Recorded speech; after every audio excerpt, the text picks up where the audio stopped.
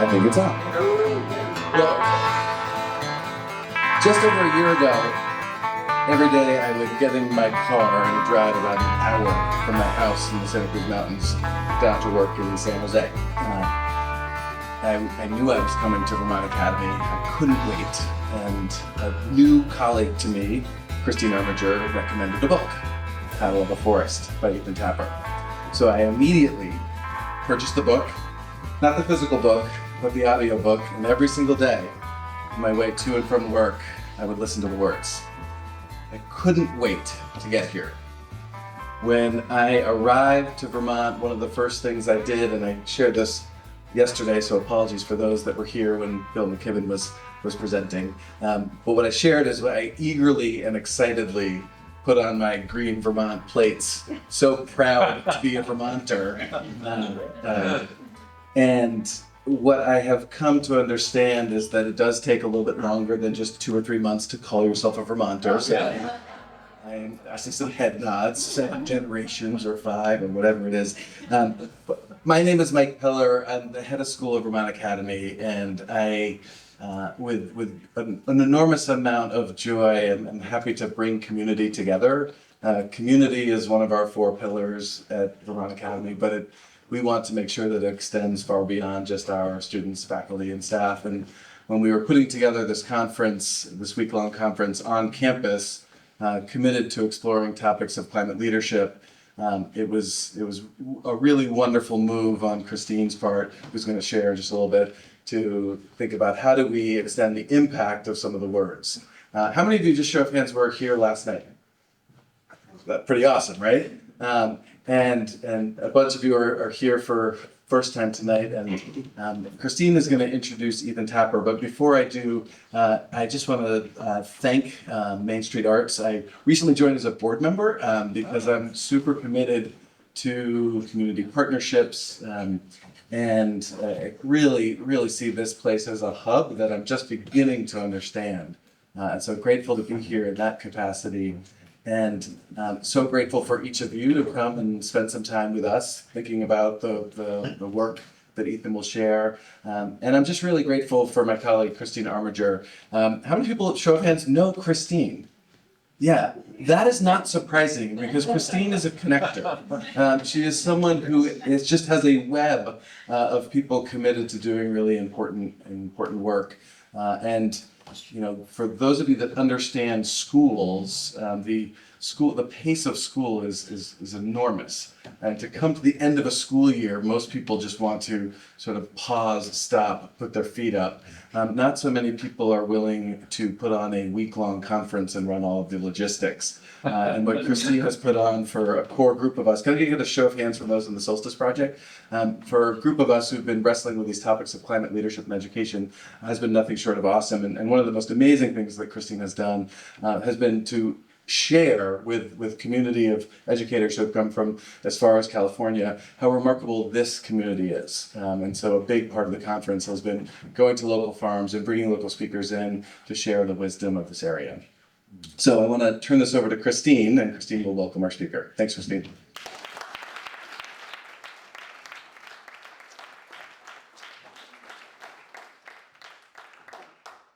I'm gonna start by thanking Mike because about a year ago, after we brought him on as our new head of school at Vermont Academy, we were at a board meeting, and I have just had an opportunity to present to the board on some work that my environmental science students have been doing.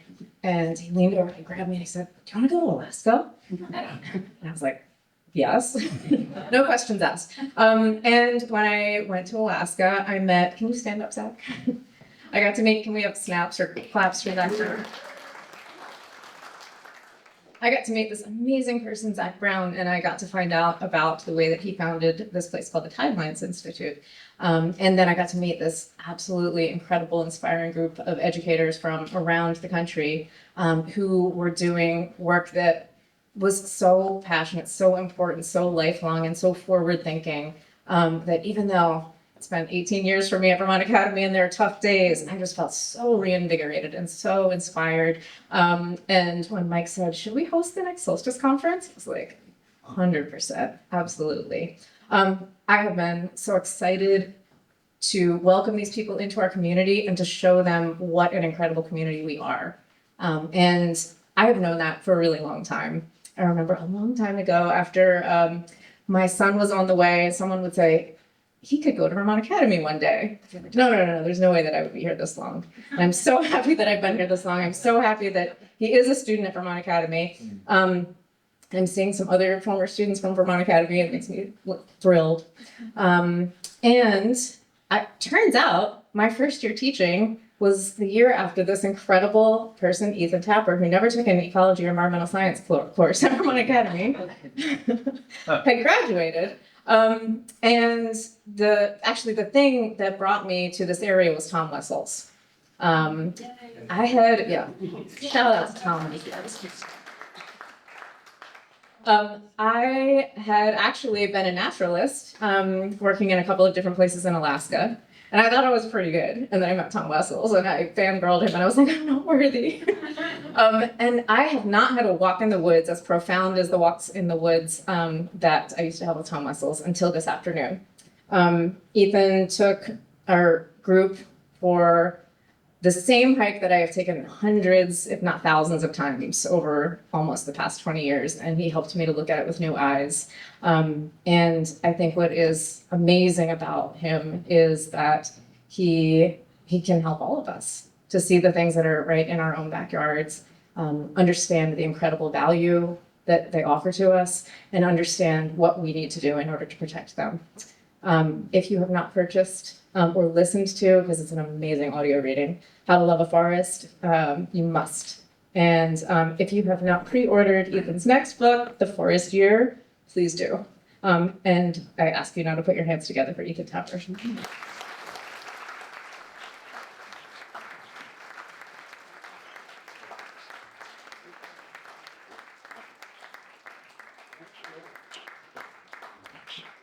Thank you. Thanks, Christine. Hi. Hi. I'm Ethan. What do you guys want to talk about? Trees. Sure. How many of you were at the talk that I gave at the church last summer? Woof. The community center. What do we call it now? 24 Main Street. 24 Main. There might be a little review. Okay? But so just briefly to introduce myself for those of you who don't know me, I'm from here, 49 Main Street, Saxon, Vermont, 05154. And I am mostly a forester and an ecologist, and now have become a few other things. In 2024, I had the privilege to put out this book called How to Love a Forest. And since then, I've gotten to explore beyond like this work of caring for these forests that I love so much, this work of like figuring out how to communicate about how we care for this one precious world and its ecosystems that make all life in this world possible, and have had the opportunity to travel all across North America and talk to all different kinds of people in all different kinds of contexts to do this work of being an author, a content creator, less gross way to say influencer, I hope, and to just try to reach people where they're at. And I'm having actually the funny experience right now as I see, some people that were here in this last talk that I gave where, I don't know if you ever heard like a stand-up comedian talk about their process. What they do is they like build up this material and they're like building it up. And then after a certain point, they have like an hour or whatever. And then they do their special and they like give that hour of material to the world and then they can never use it again. And then they have to like start building it up again. So I've been doing talks about how to love a forest for the last 2 years almost. And now I have this new book, which is called The Forest Year, which is out. This is an advanced reader copy. It's out in October. And I have to like figure out how to make a totally new talk. And I don't know how to do it. So I'm just gonna try. But we'll also share some of the other big sort of parts of my story and the bigger message of how to love a forest. So if I could put in a nutshell, what I like talk about and the reason that I've had this opportunity to get to speak to so many people over the last couple of years, what I really talk about is this concept of ecological responsibility, and really this amazing word which we call stewardship, which is a word that we've all heard probably in some degree or another, some context or another. It's really an incredibly simple word and also an incredibly profound word. What stewardship is just this process of caretaking. And in forest, we can use all of these different words for it. We can talk about silviculture and forest management and restoration and all of these other things. And ultimately, what I'm really interested in is not any of that specifically, but in this much broader and much more holistic process that we call stewardship, which is just the way that we live in this world with these ecosystems, this one finite planet, in this veneer of life that surrounds this place, this biosphere, that within which everything that we know and everything that any living thing that has ever lived here has known has existed. It's what makes our lives possible. It's what makes our lives beautiful.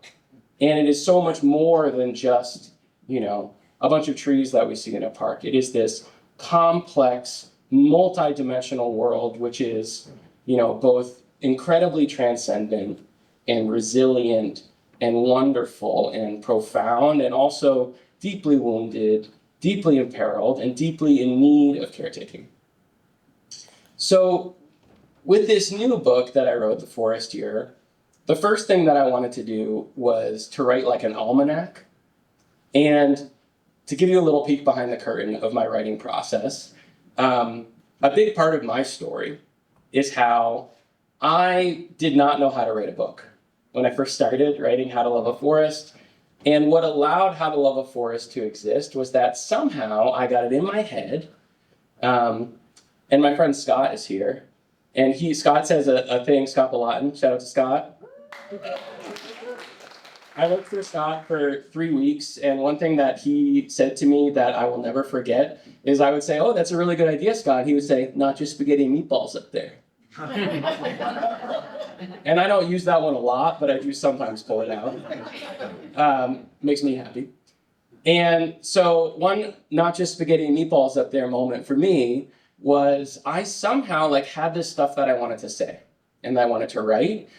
And I figured out that there was this one time of my day from 5 to 6 in the morning where my brain was just super creative, working really well, going, firing all cylinders. And that was a time of day when I was really, really, really good at writing emails. And I would just be firing these babies off, firing off emails. And one day I was like, what if I took this time and I kept it all to myself? And for some reason, I just got it in my head that I wanted to spend that time to write. And it was one of the smartest things that I did, that I didn't try to write a book. Because if I had been trying to write a book, there's no way I would have even started, because it would have been way too scary, way too intimidating, way too much work. I just decided that I was just going to write for an hour. And I would just wake up at 5 in the morning. Foresters get up kind of early. It's kind of a thing. And I would just write for an hour. 6 o'clock would come around. I'd close the laptop, go work in the woods. And it became this really wonderful practice, this thing that I still do to this day, where every day as the world was waking up, I'd be drinking my coffee, tapping away, and it was no pressure. This is never going to go anywhere. Just write for an hour and that'll be it. I did this process of writing for an hour every day for 6 years. And then I had a pretty good draft of How to Love a Forest, sent it away to this publisher thinking that it was going to be a couple of months before that thing was out. And they said, your publication date's in 2 years.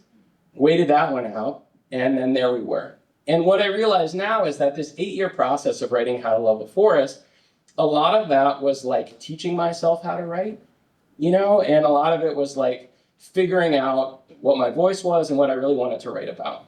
One of the funny stories of that time is that it was about 4 years in when I admitted to myself that I was trying to write a book. And I remember telling my friend Ian, I was like, Ian, I'm trying to write a book. And I said, but I'm so embarrassed that I'm not going to finish it. and then I would say, I'm worried that I'm not going to finish it. And then I would be so embarrassed because everybody would know if I was talking about it all the time that I had tried to write a book and I had failed. And he said, that's exactly why you should tell everybody that you're trying to write a book, because then you'll be too embarrassed not to finish it. At this time of the book's process, I also was able to subvert like the traditional publishing process, which is where you get a literary agent, and your literary agent gets you with a publisher, and I was able to through a personal connection, get the manuscript of the book to a publisher and an editor at a publisher. And the editor read it and she said, Ethan, this book is so bad, it makes me want to cry. And she was right. And what she was talking about was that I had just written a textbook. So I had written a book that's just this is how forests work. And this is how we should take care of them. And there was no story, there was nothing personal about it, there was nothing that would draw anybody in to want to read this book. So then I began this 2-year-long process of rewriting it and really finding my voice for that book. Now I should say that the analogy that I often think of that goes with this process of writing How to Love a Forest is it would be like if every day you just woke up and you went outside and you took a little rock and you just went boop and just chucked it over there, you would know that you were doing nothing. This totally insignificant gesture, meaningless. But if you do that, day after day after day, chuck a stone, chuck a stone, chuck a stone, and you do that every day for 8 years, eventually you're going to look back there and go, that pile's getting pretty big. And it was this incredible surprise that it added up to anything. But now when I look back, I realized that it was actually just one of 2 very similar things that were happening to me at the same time. The other thing was that in 2017, I bought this forest that I named Bear Island, which is not a real island, it's a metaphorical island, which is in northwestern Vermont. At the time that I bought Bear Island, it was the most degraded forest I had ever seen.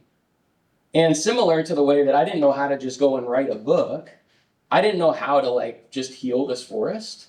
So what I did was just offer it what I could, 1 day at a time, 1 hour at a time, with the resources and the energy that were at my disposal. And as How to Love a Forest was taking shape, I was also watching Bear Island change and go from being this forest that was a forest that had everything wrong with it a forest could have wrong with it, and a symbol of everything that was wrong with the world, to being a forest that in my mind was really a symbol of what was possible and a symbol of hope. And what really I realized after this whole long process of writing How to Love a Forest is that what the book was really about, what it really was a love story. And it's a story about the kind of love where we don't just you meet somebody, you fall in love, and it's the flowers and the rainbows and all the good feelings and you feel good forever. But it's the real love of what would you actually do to care for someone that you love so deeply, even if it meant making compromises, making sacrifices, doing things that you never thought you'd have to do. You would do it anyway. And really what How to Love a Forest is about is how do we meet our ecosystems there? Recognizing that many of these ecosystems, these forests and other ecosystems we have across the landscape, are dealing with centuries of degradation, that they're dealing with this profound array of legacies from the past, this incredible complex set of threats and stressors in the present, and then moving into this future that promises challenges like never before. What can we do for them to help them in this moment? Which brings me back to stewardship. So when I first started writing The Forest Year, I wanted to write a book about stewardship, but really I wanted to write an almanac. And the reason for that is because one of my heroes is this guy, Aldo Leopold, who wrote this book called A Sand County Almanac. Have you heard of it? Oh, yeah. If you haven't, it's kind of like a seminal conservation text, and it was released in I think it was eventually released in the 60s, but a lot of it was written in the 30s and the 40s. And if you read that book today, it sounds radical, right? And, almost 100 years later, it's profound. One of the things that Aldo Leopold posited was this idea of a land ethic, which is the still somehow radical idea that we would take these ethics, which are these systems of moral conduct where, we treat each other well, right? We have morals and ethics toward each other, and we extend the boundaries of our human community that we consider to be worthy of that ethical conduct.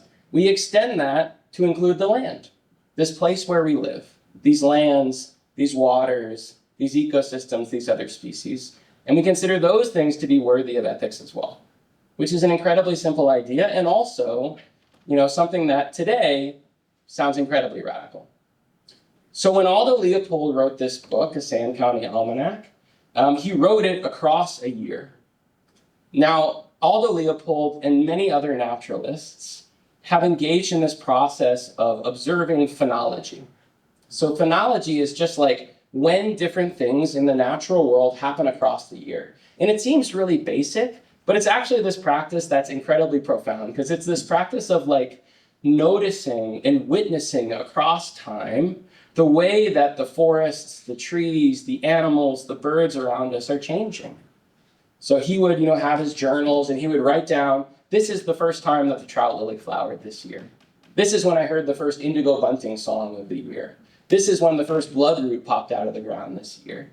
And keep track of these things. And when he wrote Sand County Almanac, he set those across a year, which I'm drawing now a cycle. Right? Sometimes I'll do these hand gestures and I don't realize what I'm doing and I have to explain them. It's a cycle of the year. And I didn't know when I wanted to start this, I didn't know how I wanted to go exactly, but I knew that I wanted to start it at a date that I now call Bear Island New Year. I have this special relationship with this flower that's called beaked hazelnut. Beaked hazelnut is our native hazelnut, Corylus cornuta. And it flowers sometimes when there's still snow on the ground, late March, very early April, this teeny little pink pinwheel, which when it gets fertilized is what makes a hazelnut. And it's the true first flower of spring. It flowers before absolutely anything else. And whenever that happens, and it's on a different day every year, I say, that's my new year, right? That's the time when the year really begins. So I wanted to create this almanac and celebrate all of these changes in phenology across the year. And of course, just like Aldo Leopold and, this Sand County Almanac, it became about so much more than these seasons and these birds. It became about community and about resilience and reciprocity and how we live in this world that we've been given, but painted across the seasons. So anyway, I want to try to see if I can, in here, I don't use a script, so we'll see if I land it or not. I want to see if I can't weave in some of these concepts from this new book, The Forest Year, while telling you about how to love a forest at the same time. And I want to start doing that by telling you a little bit about my story. So I have to do this. Are you ready? Ready. Oh, yeah. I grew up in this little town called Saxton's River, Vermont. Have any of you heard of Saxton's River, Vermont? So this is why I have to do that, because since How to Love a Forest was published in September of 2024, I have asked that question to more than 200 different groups of people across North America. How many times do you think that no one has heard of Saxton's River, Vermont? 4. Really? 2 times in Ontario, 1 time in Minnesota, 1 time in Kentucky. Wow. And my favorite thing that someone yelled out at me when I asked that question, I was in Maryland, and I was like, who's heard of Saxon's River, Vermont? Someone raised their hand, and I was like, how have you heard of Saxon's River, Vermont? They said, we conceived our child in Saxon's River, Vermont. There's something about this place, I don't know what it is. How many people live here? No, don't worry, tell me the number. 300? 500? It's a lot of people, a lot of good people, a lot of impactful people. So the funny thing, as Christine mentioned, we were talking about it earlier, I grew up here in this beautiful town surrounded by forests that everybody knows about. And it's funny because now when I get to interact with these amazing ecologists and biologists, nature writers, all these heroes of mine, I feel like every one of them has the same story. or a version of it, which is that they were always the nature kid. Always. They always knew that this work was for them. They always knew that this is what they wanted to do. And that wasn't my experience growing up here at all. I do not recall having any knowledge that I wanted to be a forester, that I wanted to work in the woods, or anything like that. And I think what I really wanted to do was to get out of here. I remember this very strongly. And I literally remember telling someone, might have been you, that I don't know where I'm going to go to college, but I know where I'm not going to go to college. And that's the University of Vermont. Because, everybody goes there. What a cop-out. The first month of my senior year of high school, Vermont Academy, I got a letter from the University of Vermont that told me I got this scholarship called the Green and Gold Scholarship, which is full scholarship to the University of Vermont. And I was like, this was pre-recession, so at this time we thought anything was possible, but somehow I made the right financial decision and I went to the University of Vermont. But it wasn't like I got there and I was like, oh, I'm a forester now.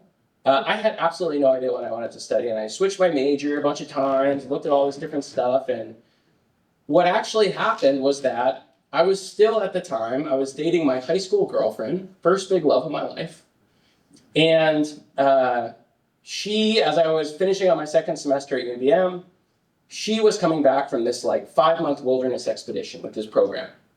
And when she came back, she had had this enormous life-changing experience. And I had not. I had just been dubbing around in my dorm room or whatever, just a little bit aimlessly. And we weren't connecting. And I thought we were going to break up. And it was freaking me out. And so I said, well, you know what I'm going to do?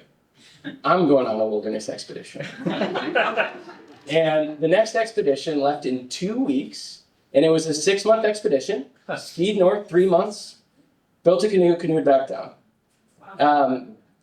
Now, in retrospect, I did this for no reason. The relationship didn't work out, but it changed the course of my life. And after that, all I wanted to do was just be in the woods. And I ended up working as a wilderness guide, living in this uninsulated yurt in the woods of Maine with a fir bough floor for a year. Worked with draft animals, did a little bit of draft horse logging. And then I got a letter from the University of Vermont that told me that I had to come back or I was going to lose my scholarship. And I remember sitting on the bow floor of my yurt, looking at a list of all the majors at the University of Vermont. And I scrolled down and I saw forestry, and I swear to you, I didn't know what it was, but it had the word forest in it. So I said, try that. So, and obviously it ended up being a really good fit. Forestry is really interesting. We're talking about it a little bit today, where it feels like it's the only discipline within these environmental sciences, these natural sciences, that is fundamentally just about this one type of ecosystem. These forests, which of course everybody in here knows what a forest is. The more I know about them, sometimes it feels like the less I know about them, because I'm like, they're just these ecosystems made of these big, tall plants, that just kind of have this certain vibe to them, provide these certain kind of habitats. There's no people who are prairiers or wetlanders or any of these other types of ecosystems. I don't know why we get our own thing. The reason that forestry exists as a separate entity is not just because forests are so amazing and cool and complex. It's also because forestry was really created to be the discipline of how we harvest trees from the forest, right? And it's a really interesting thing to be a forester right now, because it's really at this inflection point where there's this sort of more old school forestry mentality, which is primarily about how do we manage this, by the way, amazing, wonderful resource that is wood from these living systems. And then, recognizing that it's also about so much more than that, right? That's an activity that actually occurs within a broader concept of care and stewardship of these ecosystems, which is this ongoing process. And we want to, not just be people who raise trees like we raise corn in the cornfield, but we want to be people who care for these ecosystems in a much more holistic way, which is where stewardship comes into it. So I've become more and more obsessed with this word stewardship. And there's a couple different things I like about it. One of the things that I like about it is that it implies a temporariness. So we live in this world, and we care for this world just for this moment in time, and that at a certain point, we pass it along to the people of the future. And inherent in that is a responsibility. We have a responsibility not just to each other, but also to the people and to the world of the future, which I think is such a beautiful way to think about what we're trying to do here. And there's another thing that I think is really special about it, which is that it speaks to the truth of what stewardship really is in practice, which is that it's a process, never ending. So when I wrote the forest year, I have this thing where, similar to How to Love a Forest, I didn't really realize what the book was about until I was at the end. And, one of the things that sort of crystallized, maybe, catalyzed my idea of what this book is about was I was working in my orchard. And I have this orchard that I planted, gave myself a little budget, and I bought these weird heirloom apple trees from Fedco. Shout out to Fedco. You guys know Fedco? So I got, I just ordered, every year I give myself $300, buy from Fedco, and I'd buy blue pearmains and keepsakes and black Oxfords and Baldwins and frostbites and Ribston Pippins and all these just weird heirloom apple varieties. And next thing I knew, I had 100 trees in this orchard. And I was taking care of them. And every year there'd be more trees to prune and to tend and to weed and to mulch and to do all this, care for in all of these different ways. And every year the trees got bigger. And the other year, as I was standing there, pruning, doing this process that used to take me an afternoon, and now takes me 2 days, holding my pruning shears, I said, oh, planting the tree was the easiest part. We all want to believe that we can just do this one big thing, this one profound action, and then walk away, and that the work will be done. When in reality, it's just the beginning.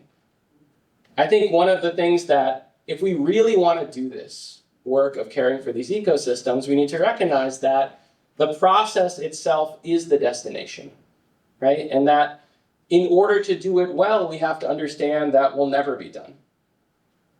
So when we talk about the threats and the stressors that forests face, really, we could talk about that alone all day long. As we were walking this afternoon in Vermont Academy's woods, we were witnessing some of these, right? We were witnessing these forests that have this incredible post-agricultural history. What I tell people in New England is that just assume that every forest you've ever been in New England was at an agricultural field in the 1800s, maybe for 100 years or more. And that just in the last 60 to 100 years has reverted back to forests. At the same time that that's been happening, these forests are dealing with this incredible volume of threats and stressors that we refer to as global change. So global change is an important term for you all to know because, and you'll see it in the literature referred to as global change ecology, global change biology. What it's meant to represent is the sum total of all the threats and the stressors that ecosystems face at this moment in time. So what we tend to do as people is we tend to think about them one at a time, right? We think about just climate change, or we think about just deer overpopulation, or we think about just introduced plant species, or we think about just these invasive pathogens. But really, none of these things are acting on forests individually. They're all happening at once.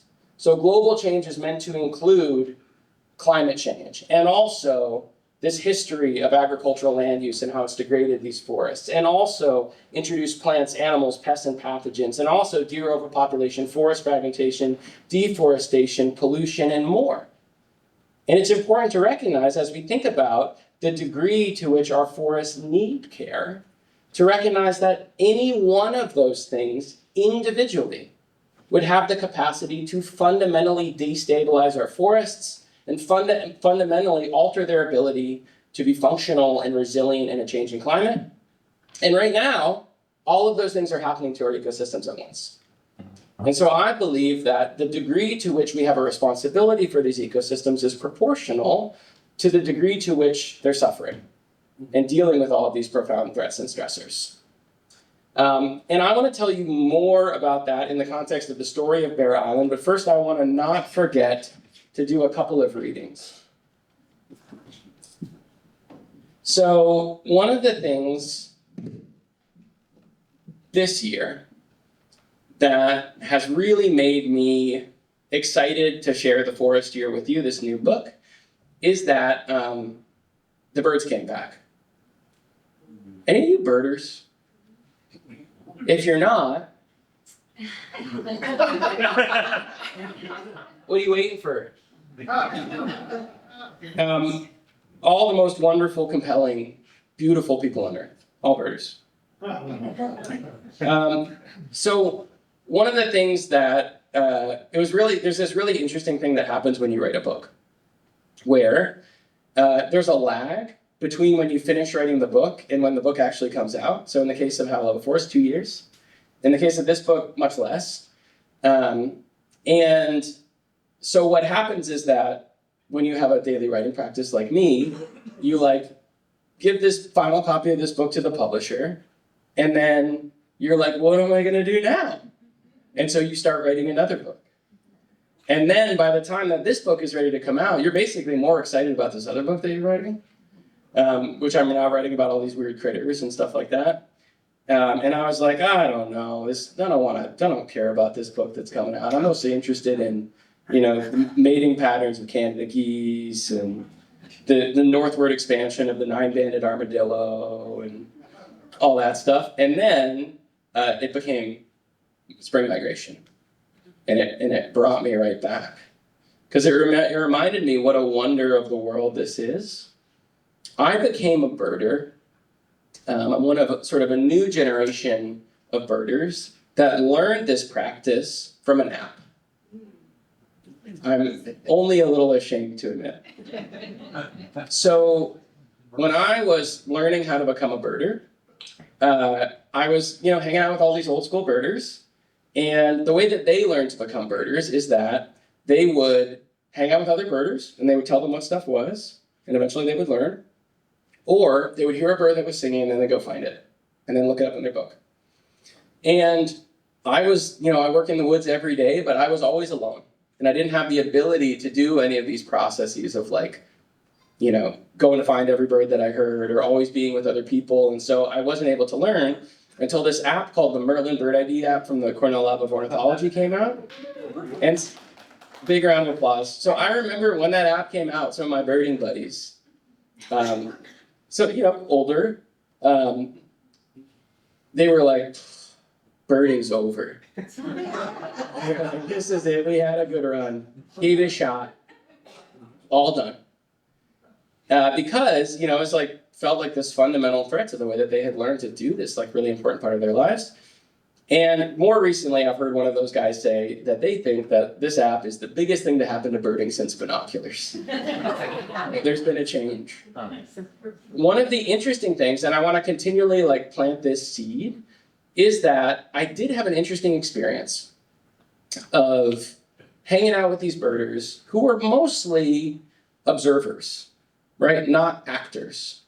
So one thing that a lot of the forest year is about this process of what I call deepening our understanding of ecosystems, deepening our understanding of the nuances of these ecosystems, which is really what defines them, these incredibly complex situations. And as we go deeper, it's beautiful because we see more birds and we learn more about these forests and how complex they are. And by the way, you will never get to the bottom. You will keep going deeper and deeper and deeper, and it's a wonderful way to live. But then also, what if that deepening was not just about learning more birds, learning more about these forests, learning more plants, learning more fungi? What if it was also about how do we actually then care for these things, right? How do we move from a place of witnessing to a place of acting.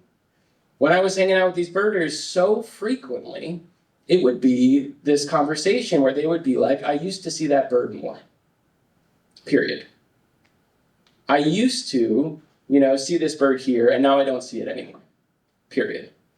And I would be like, well, what do you want to do about it? This is this profound thing that I think is really the forester in me. This is another special thing about forestry, is that at its heart, it's really this discipline of action. This idea that we don't have to be bystanders in these ecosystems, that we can look into them and see what's going on and then do something about it. And so I would say, what do you want to do about it? Why do we have to just witness the decline of these birds, by the way, many of which are in catastrophic decline? Why can't we then go and say, my relationship with these birds, my understanding of them is so deep that I'm actually going to become someone who makes things better for them, so that there can be more birds tomorrow, not less. So I do want to do a reading about birding from the new book, The Forest Year. If I can find it. Nerve-wracking.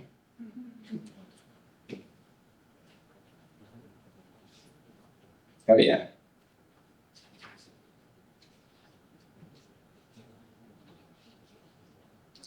The next time I come here, I'll just totally know how to do this.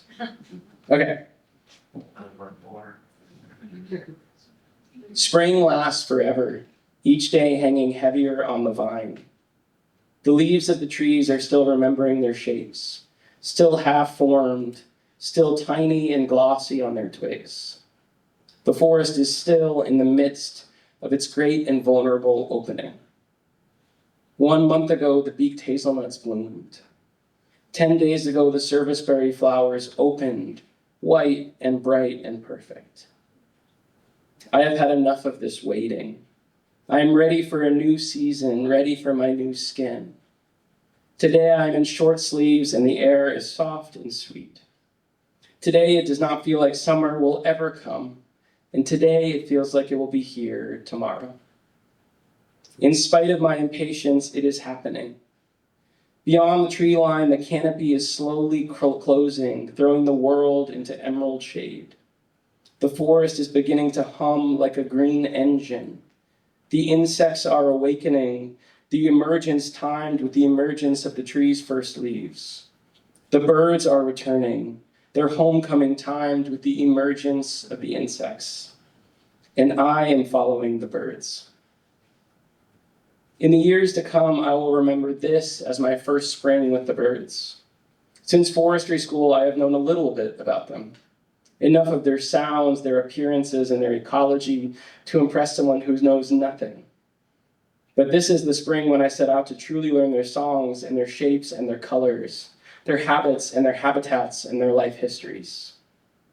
I started in April making a practice of sitting on my south perch each morning and listening. At first, I heard only the winter birds, chickadees, titmouses, juncos, nuthatches, and woodpeckers. Then came the red-winged blackbirds, always first to return, singing like feathered bullfrogs from the cattails. Next, I heard the songs of brown creepers, robins and cardinals, golden-crowned kinglets, and then ruby-crowned kinglets. Weeks passed. I learned the birds' songs gradually, a few at a time, until last week. Last Thursday, I opened the porch door, not knowing that as I slept, a living cloud of hundreds of millions of birds had passed over my head. As dawn broke, birds had rained into Bear Island, rainbow jewels falling into a green glass bowl.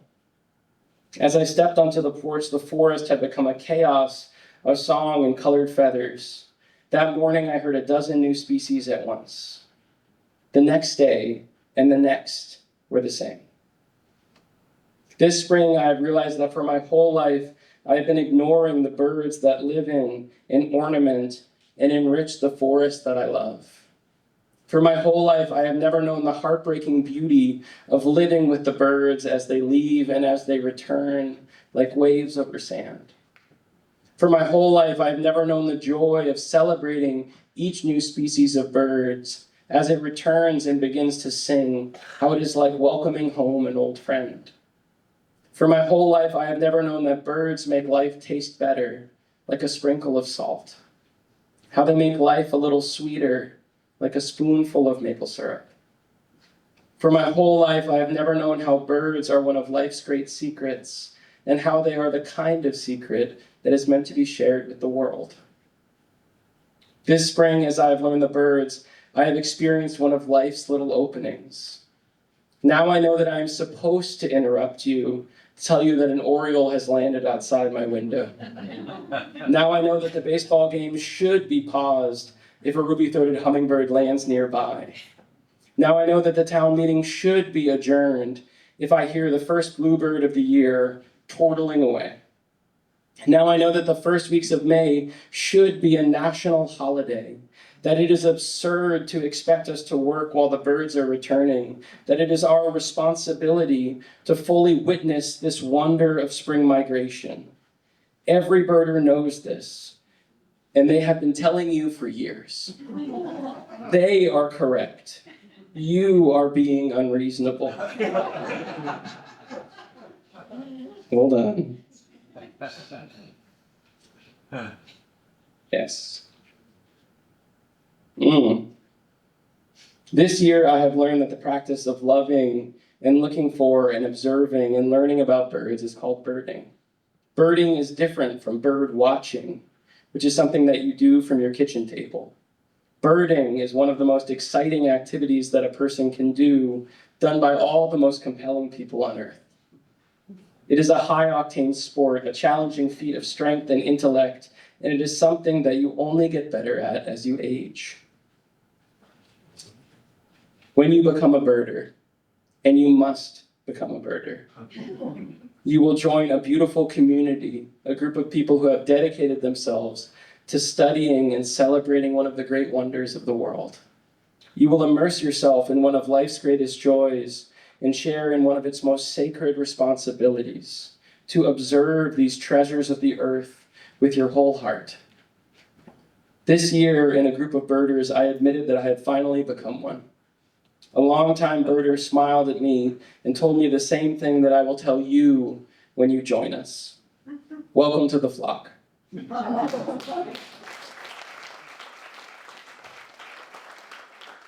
So, there's something about birds, and there just is. And it's made this process of witnessing this season so much more powerful, but also just deepened this experience of being in the woods for me. And I have an experience that's related to the last time I was here that relates to this, which is that whenever it was last summer, really hot, going to walk 24 Main, do this talk, and I was walking, and I had just become a birder like within the last few years. And as I was walking down Main Street, I heard chimney swifts. And I looked up, and there they were, darting over my head. So chimney swifts are these aerial insectivores. They are part of this incredibly amazing group of birds, the swifts, in this family called the Apodidae, which is, I was just in Europe, saw common swifts, their cousins, absolutely everywhere. Common swifts probably are the most amazing member of this family. Chimney swifts has many of these same qualities. They're faster in straight line flight than a peregrine falcon. They almost never stop flying as adults. They can sleep half of their brain at a time. Every day, twice a day, they fly 6,000 to 8,000 feet up in the air, and they do something called a vesper flight. They go up there, look around, come back. What do you think they're doing up there? They're watching tomorrow's weather. That's what they think they're doing up there. They can fit 1,000 insects in their mouth at one time. They can't take off from a horizontal surface, only from a vertical. They're really weird and cool and amazing. And when you see these aerial insectivores, the swifts and the swallows flying, for me, it's like, it looks like all these other birds barely know how to fly. These swifts and these swallows are like fish, and the air is their water. And I had the experience walking down Main Street where I realized that my whole life I had been hearing and seeing chimney swifts, and also neither hearing nor seeing them. And on one hand, we could be like, what a loss. You know, what a missed opportunity. And on the other hand, we could say, What an incredible opportunity. What an opportunity we have to show this incredible world to so many people, all of these birds that are just still here.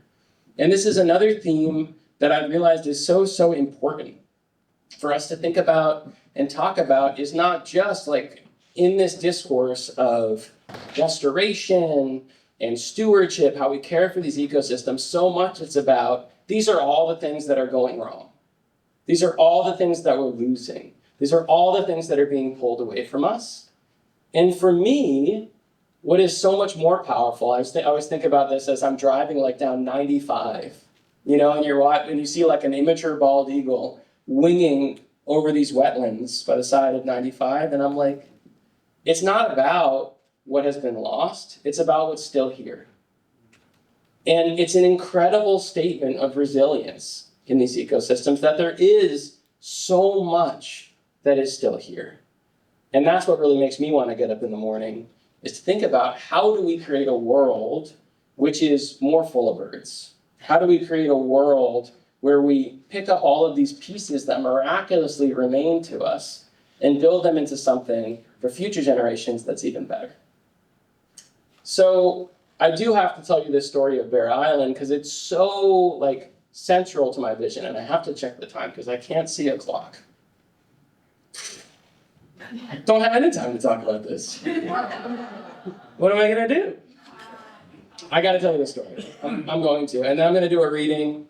I didn't even get to do one reading for Hell, of course. Doesn't matter. I have to tell you about this place, Bear Island, because for me, it's one thing that we can talk about forests in this very general way, and this is what we think our relationship with nature should be, and all that stuff. And it was quite another thing for me to actually become the steward of a forest of my own. So by the time I bought Bear Island in 2017, I had been working for years as a consulting forester, a private forester, and also as a service forester. I was the Chittenden County Forester for the Vermont Department of Forest, Parks, and Recreation for 8 years. And right, sort of at the beginning of that time. And I had been, helping other people manage their forests all the time. And I said, someday I'd like to have a forest of my own.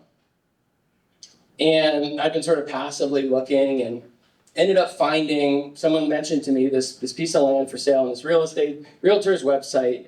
And I looked at it and I was like, geez, it's pretty cheap, 175 acres, pretty cheap. I wonder what's wrong with it. And I went to go take a look. My first impression of this land was that as I rolled up onto this access road, logging road, it hadn't been properly stabilized and it was washed out, and I had to straddle it with the wheels of the truck. Got up onto this log landing, this clearing, this beautiful view of Camel's Hump actually, and it was covered in trash. Bags of household trash, tires, and hydraulic hoses and cables and busted pieces of equipment half buried in the ground. And going out from it in every direction, this network of these skidder ruts, tire ruts, 3 foot deep, just bleeding murky water down the mountain.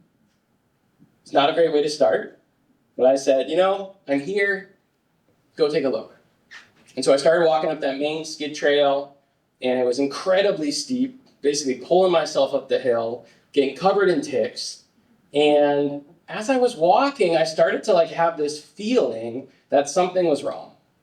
And I couldn't figure out what it was. Couldn't put my finger on it. After about an hour, I realized that what was wrong was that there were no healthy trees in this forest. Couldn't find one. And I was like, that can't be right. Started looking around, couldn't find a healthy tree anywhere. What I now know happened is that 30 years before, the previous landowner had told these loggers, go cut every tree on the mountain bigger than 10 inches in diameter, which is pretty small. This is a practice that we call diameter limit cutting. Really what it is what we call high grading, which is where you go into the forest, you cut all of the most valuable high grade trees, you leave the least valuable low grade trees standing there. The problem is those high grade trees, usually the healthiest trees in the forest, those low grade trees, usually the least healthy trees in the forest. So what you're doing is very efficiently managing the forest to be less healthy. And it's really the inverse of what any responsible landowner, logger, forester would ever do. Regardless, that had been done. And I kept on walking. I should say too that I think there's an argument to be made, and I thought this when I was out there, that it would have been a greater kindness to this forest if they had just cut all the trees then at least there would have been enough like light, room, space to regenerate a new generation of trees that would have had a chance to be healthy. But as it was just kind of stuck. I kept walking and saw that the understory lacked diversity. All the young trees had been browsed to death, that there was evidence of deer overpopulation as well, as there is, by the way, was across this continent.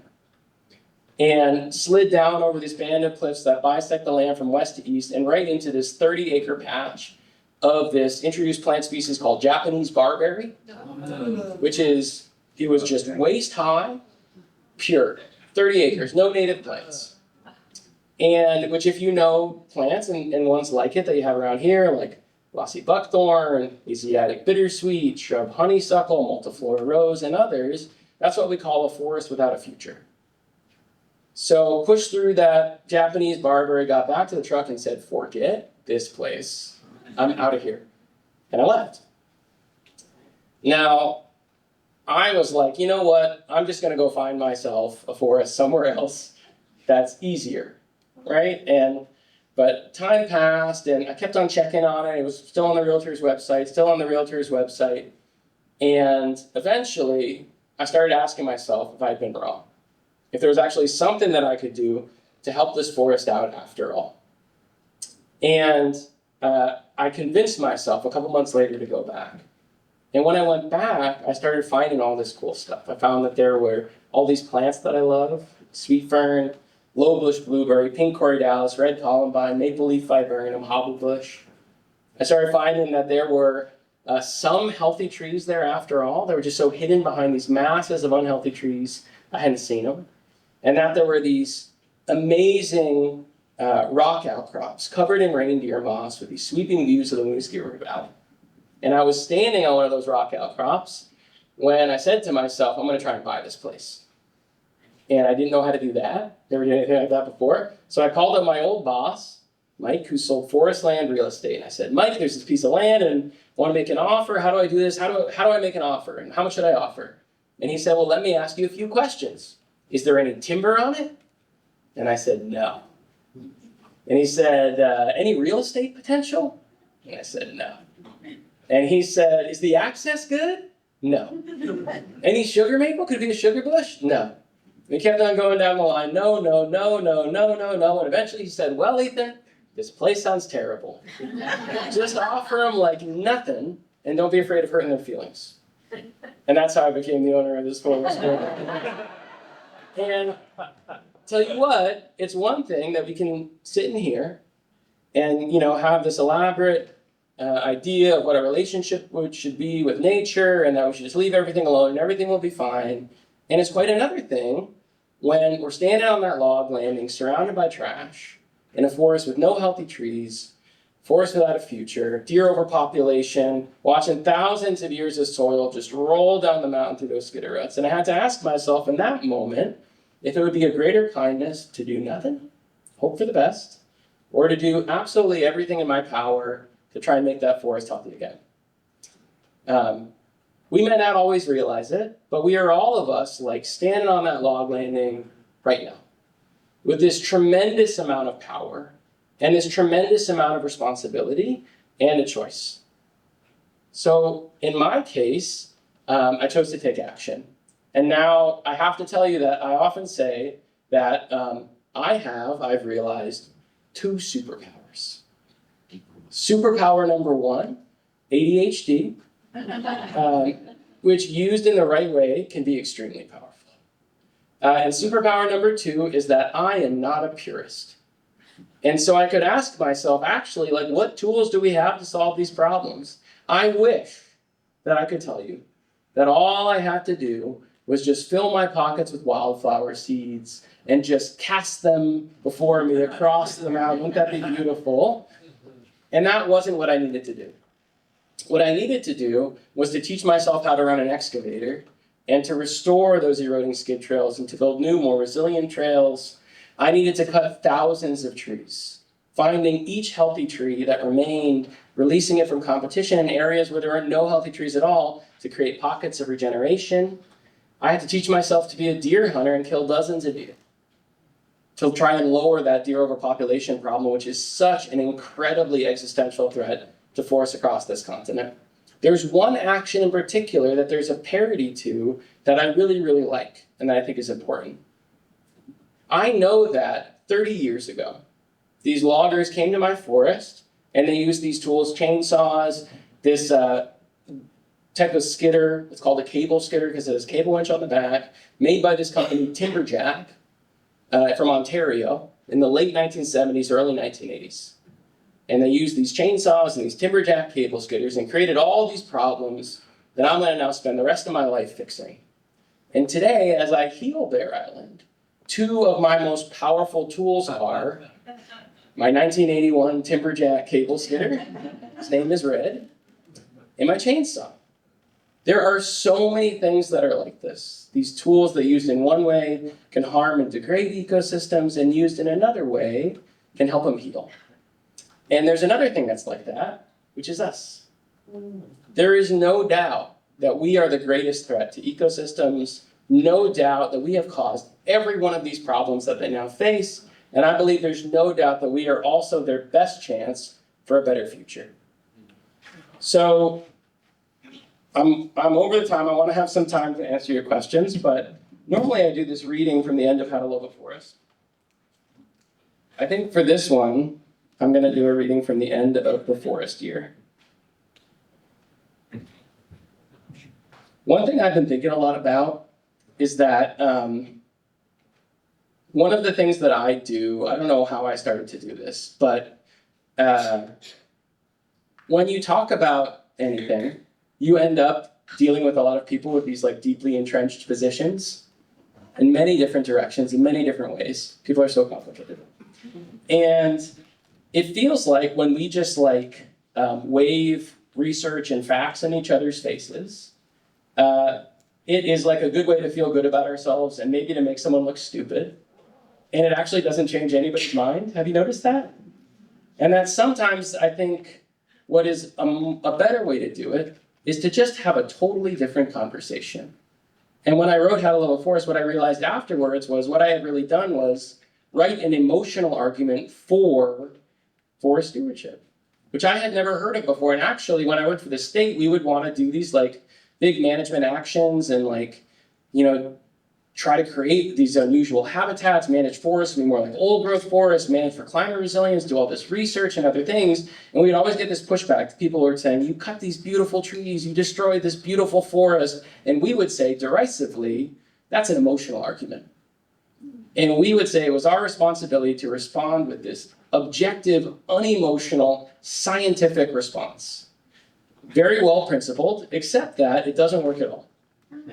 And one thing that I think is sort of a parallel idea to that has become really important to me is understanding that more than one thing can be true at the same time.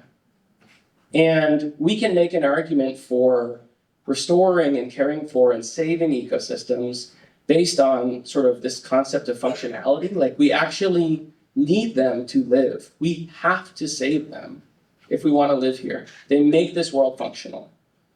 But sometimes an even more powerful idea is that we save them because we want to. Because we want to live in a world that has functional ecosystems. Because we want to live in a world that has birds. Because we want to live in a world that's beautiful. And weirdly, I think that that second argument is in many cases the more powerful one. So I'm going to do this reading which is about that. I'm going to see if I can remember how it goes. Yes, I remember. Okay. From the end of the forest year. This morning, the light in the forest was low and blue. Ice crystals gathered in its low places. Today, now the sun has risen into a bluebird day, high and round and yellow over the mountain. It is a perfect day for sugaring. On days like these, the sap rises and falls through the sugar maple's trunk, flowing from root to branch. Suspended in the sap is photosynthate, the sugars and starches manifested through the miracle of photosynthesis, a memory of last summer's sunlight. Last June and July and August, the maples inhaled the warm air through their stomata, sequestering the carbon released by the northern wildfires, by the breath of the people in the valley, and by the engines of their cars, by all the hidden costs of their abundant lives. Their leaves illuminated, the maples pulled carbon from the atmosphere, fixed it into sugars and starches, stored it in their roots and in their trunks. Last summer, as the maple trees grew, as they spun carbon into sugar, they paid the people's debts, maintaining the carbon cycle that makes this climate inhabitable for all its living things. Last summer, some of the maple's photosynthate was given away, tithed to the mycorrhizal fungi spreading from the tree's root tips, flooded into the soil as root exudates. Some of the maple's photosynthate was taken away, passed from leaves and branches and wood into the bodies of rodents and deer and insects, and thence into the bodies of their predators. Some of the maple's photosynthate was lost, metabolized as the maple trees performed the many complex functions required to be a tree, or remaining with the tree's leaves as they turned the color of campfire flames, crisped and fell to the forest floor. At the end of a long summer, after paying all of these costs of life, there was still enough sugar for the maples to save some away, storing it for another day. This year, some of last summer's sugars will become leaves and roots and branches, and the final step in the tree's deep alchemy will be complete. The trees will feed the insects will feed the birds, the world will live again. It is a lesson of this life that in this harsh and brutal struggle for survival, everything is made of sugar. Every ounce of flesh and every spark of energy in my body is a product of photosynthesis. Every thought and every memory and every feeling that I have ever had, every success and every failure, every great and beautiful and terrible thing is sugar, harvested by the leaf of a plant. This world takes many forms, and one of them is a gingerbread house, decadent and delicate and wonderful. We do not sweeten this life with sugar. Life is sugar. It is a question of love. Can we find the compassion to grant a forest, a place, a person, the grace to be truly themselves? In this moment, we ask more of our ecosystems than ever before, but we also have the power to give them more than ever before. In this moment, we ask more of each other than ever before, but we also have the power to give each other more than ever before. What a gift to have the power to change everything. What a gift to have the power to choose. What are we searching for? There is no place we can travel where life will not follow us. No corner of this earth where we will be free from responsibility. There is nothing complete to find, no perfect form of this world or of this life or of ourselves to attain. So why not build something here, from this moment, in this place, with these people? This year, I've learned that to plant a tree is the easiest part, that the truly radical act is to stay and tend the trees that I have planted.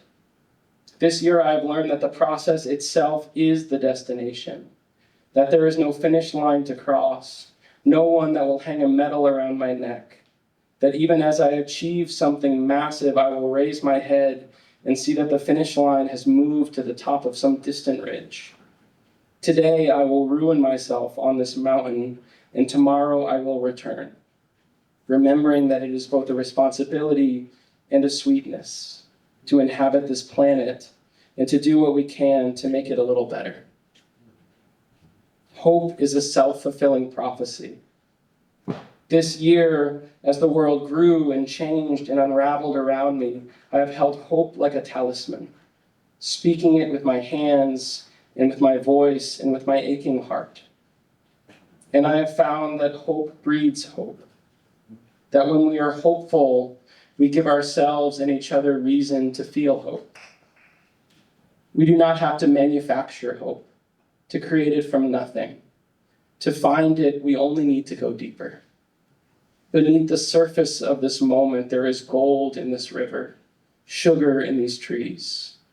If you do not yet see it, I will carry hope for you. And someday, when I am lost, you will carry it for me. I am not here to tell you how much has been lost from this world, how much is missing. I am here to tell you how much is still here, how much remains, how much is worth fighting for. I am here to tell you that there is still hope in this life, waiting to be remembered and discovered and boiled into maple syrup. Even now, there are forests on the mountain, trees in the forests, sugar in the trees. Even now, in the dawn of the year, when its darkness is the deepest, there is sweetness here, rising from the earth. Even now, when the whole world is starving, there is emergence here, abundance coming. Both things are true. The world that must be does not yet exist, and also it is already here. The beaked hazelnuts of tomorrow are already blooming, the bravest little flowers in the world. The wild onions are already spreading through the understory, their twin leaves like rabbit's ears. The trees are already opening their leaves, reaching into a better future. The summer birds are already filling the canopy, each year a few more than the last. Already I can hear them singing. Why not now, in a time so deeply broken? Why not here in this world that was once hopeless? Why not us, whoever we are? Let us stay with this forest, stay with each other, stay in this world that we have been given. Let us stay and remember what it means to live. Thank you.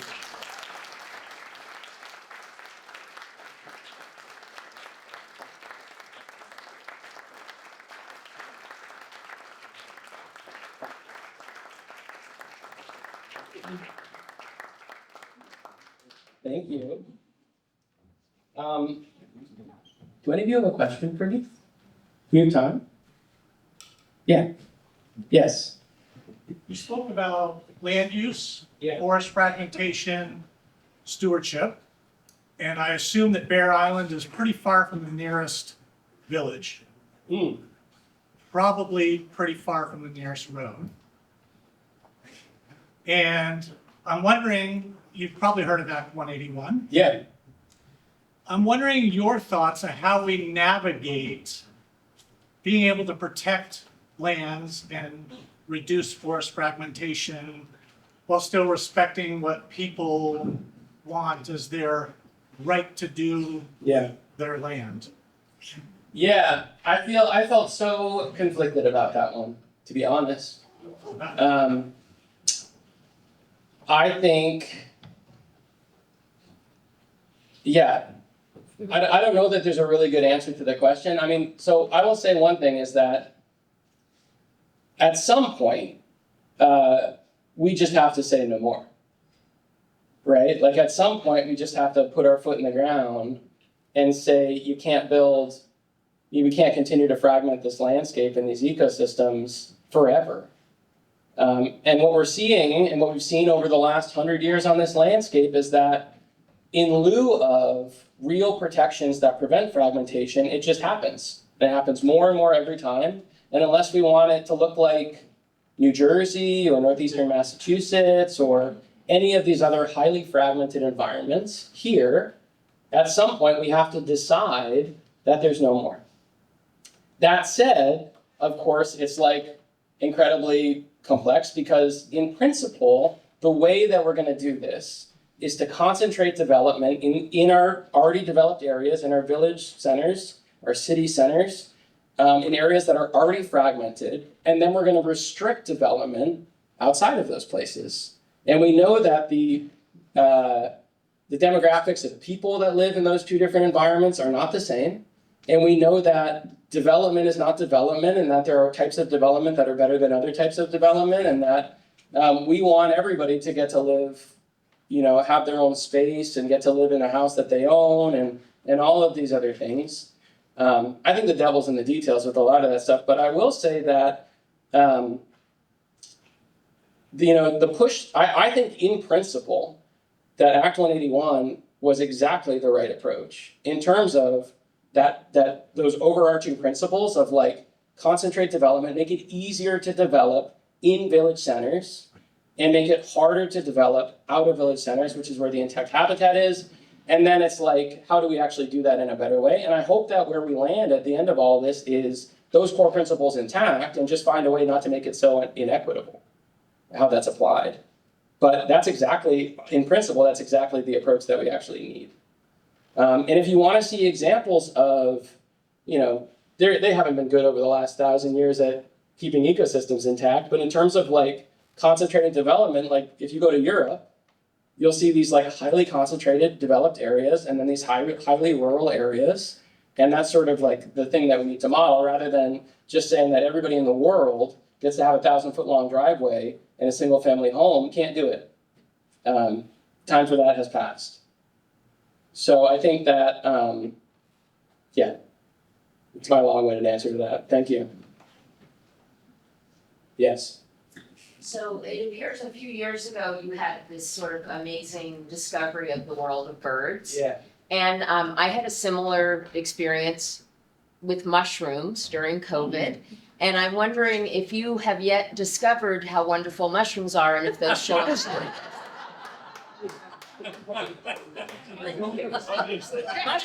important for forests, right? Mushrooms are very important for forests. Yeah. I'm trying to think if I should answer this in a funny way. You can just say no. I guess, yeah, so when I was in school, actually, I briefly grew commercially mushrooms, oyster mushrooms. I had what do we call it, mycology business called Fungal Friends Fungus Farm. And it didn't last long, of course. But yeah, I got really inspired by, initially I think I watched the TED Talk of that guy, Paul Stamets. Oh yeah. And then read Mycelium Running, which is a wonderful book. And then, one of the interesting things about this natural world and biodiversity is that there are so many different areas where you just like read about this thing and you're like, oh, this is the thing that it's all about. And I was definitely in that space with mushrooms for a long time. Still love them to pieces. I'm just less single-mindedly focused on them. But they're amazing. I mean, they're also like really interesting and kind of mysterious. They're like more closely related to animals than to plants and predate plants evolutionarily. They are required for the growth of like most of our tree and plant species. They're a really important symbiote. They have a mutualistic relationship with many of our trees and plants where they require these mycorrhizal fungal connections in this mutualistic relationship where they're sending photosynthate into these mycorrhizal fungi, and the mycorrhizal fungi are returning nutrients and water from the soil. And that's like a fact, that this is required. And they also provide really important functions in terms of nutrient cycling. So how like wood and plant material gets cycled and becomes soil. So yeah, I'm all about it. I'm not, to be like a really serious mycologist, you have to be such a specific type of person. In terms of like really getting like super nitty gritty on that one thing. And I've never like dug that individual hole deep enough. But we've got to have mushrooms. Yeah.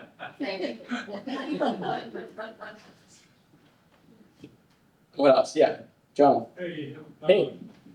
When I was growing up, on the ridge above my house, there were 2 red vine plantations, one on my grandparents' property and one on Vermont Academy. And then as I sort of expanded my horizons across the rest of Vermont, I noticed very similar red vine plantations in the same age, probably in the 40s or 50s they were. Yeah. And I had just made the assumption that landowners that had pastures would go to the county agent and say, what do I do with this? And the county agent would say, plant these things, and maybe someday it'll make a lot of money out of logs or telephone poles or whatever. How does that look in the rearview mirror 80 years later? To a forester. Yeah, good at that, but I would say it could be a lot worse. It's a native species, red pine is. And I think the bigger story about red pine is that early in the 1900s, the first forester this is all just like from the back of my mind, early forestry education, stored back here somewhere. The first forester was this guy, Gifford Pinchot, right? He wrote the first forest management plan ever, which was for the Biltmore Estate in North Carolina. And he went to the French forestry school, I forget what it's called in French, came back here and then wrote this forest management plan for Biltmore, and that was like the sort of the ceremonial beginning of this Biltmore Forest School that trained these foresters, and what they learned in these early days was what was called scientific forestry. Scientific forestry is this discipline that came from Western Europe, which had been sort of timber starved for centuries, where they needed to grow trees, and so they're like, we're going to grow trees within the context of these like hyper-managed conifer plantations. And they were really thinking about those trees like as a crop, period. Like we just need wood. And then one thing that's interesting about that style is that it really appeals to something very like, I think, primal in us, that wants forests to look like neat and tidy and orderly, and we want everything to make sense, and we want there to be straight lines, and we want to be able to see through the understory, and we want it to all look, regular and simple. And so we saw this in the early 1900s. We saw these sort of conifer plantation style become very popular. If you really want to see where that style of forestry is used, look to the watershed forest, like the Bellows Falls. What is the Bellows Falls Reservoir? The Bellows Falls Town Forest. Around the reservoir in BF, there's a bunch of conifer plantations that were planted as part of this sort of like scientific forestry principle. The red pine specifically came after white pine wasn't doing so well because of this pathogen called white pine blister rust, which is a really interesting pathogen. It requires both white pine trees and plants in the genus Ribes, which is currants and gooseberries. It can't move from pine tree to pine tree. Let's go pine tree, Ribes, pine tree, Ribes. And so in the early 1900s, there were actually crews of people that would go through the forest and just eradicate Ribes to try and like break this chain so that, white pine trees could survive. But they were suffering from this pathogen, which we still have. And so they were like, well, we'll use red pine instead, starting in really the 1950s, 60s, 70s. At the same time that they were trying to do all this soil stabilization work. So they were just like, these farmers with these just blown out, worked off fields would just plant a bunch of red pine trees. In retrospect, a plantation of trees that are all the same species and all the same age represents like almost the opposite of what we now try to do. So what we now want to do, we're recognizing that there is tremendous benefits both to the abundance of habitat for a variety of different things, and also for these qualities like forest resilience in having a diversity of different tree species, right? And also a diversity of different structural conditions, so different ages of trees. Both of those things make forests more resilient by basically not putting all of our eggs in one basket. What we call it in the discourse is risk spreading. So we're not saying like we're just red pine people, we're going to plant all these red pine trees for hundreds of thousands of acres that are all the same age. That's very vulnerable to some pest or pathogen that affects red pine trees, to some windstorm that will knock those red pine trees over. But if we have all of these different tree species, and especially native species, of all these different ages, there's a much higher chance that our forest will have a different pathway to move forward no matter what happens to it. So that's sort of the idea. Now we're mostly transitioning out of those conifer plantations and moving toward, imagine that, forests that just look like the forests that have been here for thousands of years and have this diversity of native species that are multi-generational, growing in this diversity of different ways. By the way, just as a side note, it's not only a diversity of tree species and a diversity of tree ages and structural conditions in the forest that's important. It's also all of these other elements of diversity. So one of the other ones is this, what we call landscape level diversity. So having areas of forest that are sort of different from each other, right? So even if you have a forest over here that is providing lots of habitat for lots of different things, it has forest trees of lots of different ages, of lots of different species. And over here you have a forest, let's say a hemlock forest, which is not providing habitat for nearly as many species. That doesn't mean that this forest is bad. it may be providing critical habitat for a few species. And having across our landscape forests of all these different ages and types and expressions is also a part of this sort of landscape level diversity that confers this sort of landscape level resilience to our forests and our biodiversity. The last level of diversity that I'll stop after I say this, which we don't often think about, is a diversity of different approaches. Imagine if our goal was not to find like one silver bullet that was going to solve all of our problems and then to apply this one solution everywhere, but to recognize that there is benefits in actually doing a bunch of different things in different ways. That we are actually increase our forest vulnerability when we think that we can just be like, every forest should be managed like this, and that we actually want there to be a diversity of different like perspectives and management options across the landscape. Super weird. One more? Yeah. So, okay, hi, I really enjoyed your talk. I haven't Thanks.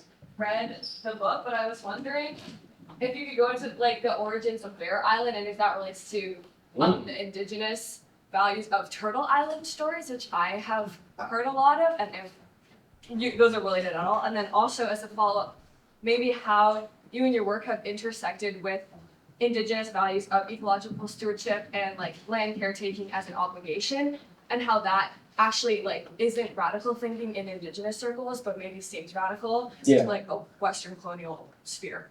Totally. Yeah, I mean, I think, well, so the short answer about the question, the name of the land, Bear Island, I wish that I knew the name that place has been called for thousands of years. I don't. And the name Bear Island, there's a bunch of different origin stories for it. It's the place where all the black bears in the whole world come from, is my personal mythology. I love black bears so much. And they're rascals, you know, and goofy little toddlers wandering around in the woods. And when I went, the second time I came to Bear Island, I was really struck by how it was like, if you were to design a place that was like the best for bears, that had all the stuff that bears love, places to hibernate, all the trees that they love, all these amazing habitats that you would just expect to see bears in, it was that place. And the island is it is a traditional place name of like a sort of an isolated area. Bear Island, also, full disclosure, was in here because it's a place in the Game of Thrones universe, which I'm sorry to say is much less profound than that, given what you were talking about. It has formed another thing for me, which is that in 2010, at the end of that expedition, I got in a horrible accident and I went blind in my left eye. And I got an insurance settlement, and I used that money to buy Bear Island. So now it's also Bear Island as well. And by the way, Easter egg, if any of you follow me on social media, I'm always turning my blind eye to the camera because I also got hit in the face with a tree in 2020, and then this whole side of my face is reconstructed. So even though this is my blind side, it still looks like me to me more. Anyway, fun. The second part of your question. Yes, so one of the things that is so interesting about the work that I've gotten to do in traveling was getting to have like more of a discourse with indigenous folks all across the country. And of course, like these concepts of stewardship have deep roots in the way that people have lived here for a long, long time. One of the things that I think was so eye-opening to me, and this is going to seem so basic, is that like I thought that I just need to say the right words and like have the right take on this question, and that I will be okay, and that I will be doing right by the indigenous folks, the first peoples of this land. And it turns out that like all indigenous people are different. That all indigenous people, even within like a single community, really want different things, and that what they really want is respect and acknowledgement. And one of the best compliments that I've ever been given was from when I was doing a bunch of events up in Ontario from some folks up there who were just like, they said, what I like about this, referring to my work, was that it's a parallel perspective that is not the same. Which for me was mind-blowing because I was like, oh, aren't we supposed to I'm supposed to like use indigenous words and to just try to do this exact same thing, and realizing that there is also another way, which is that we exist together on this land and work together and recognize that we are different and we have different cultural stories, some of which belong to me, some of which do not belong to me, and that can be a totally compatible and beautiful like relationship that we have together. And so since that time, that's really been the way that I've tried to approach this thing. I think that it's so critical that we acknowledge where we're at with respect to the colonial history of this land. And the way that we do better is not by, just like making a land acknowledgement and being like, that's enough. We do better by being respectful and practicing stewardship and listening and doing and trying to do the right thing in all of those different ways, which it's been such an important thing to me to learn about that. Thank you all so much.